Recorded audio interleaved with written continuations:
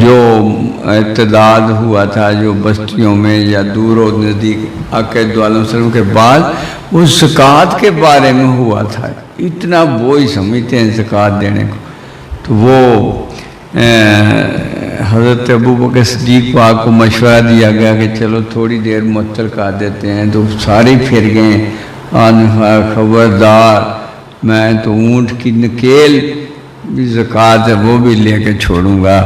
جو اللہ کا حکم اور آقا دو عالم صلی اللہ علیہ وسلم نے جو کام کیا ہے، اس سے ابوبکر ایک بال برابر بھی ادھر ادھر نہیں ہوگا. میں کہتا ہوں کہ اگر آپ کی اس صدق یقینی اور اس کا کامل ایمان کی وجہ سے جو آپ نے نقش قائم کیا، ورنہ اسلام میں بہت آ جانی تھی مسلط اندیشی کہ یہ کر لیتے ہیں وہ کر لیتے ہیں. انہوں نے کہا خبردار، یہ فرض ہے اور میرے محبوب پاک نے کسی کو یہ معاف نہیں کی.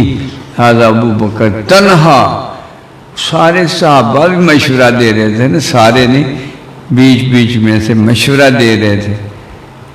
ایک یہ بات تھی، دوسرا یہ تھا کہ اسامہ بن زید کو لشکر دے کے بھیجا تھا نا، تو وہ ابھی مدینہ پاک کے قریب ہی تھا کہ آپ کا وصال ہو گیا.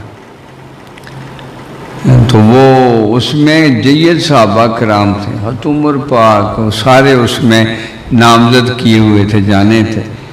تو وہ کہا، حضرت عمر پاک نے بھی کہا کہ اس کو روک لیں، ادھر مدینہ پاک میں بغاوت نہ ہو جائے. تو آپ فرمانے لگے میں نے صرف آقا دو عالم صلی اللہ علیہ وسلم کا ارشاد پورا کرنا ہے، میں نے نتائج نہیں نکالنے، نتیجہ اللہ کے پاس. ایسے زبردست اقدامات اٹھائے کہ پھر ان کے جرت نہ ہوئی کسی کو ڈیویٹ کرنے کی.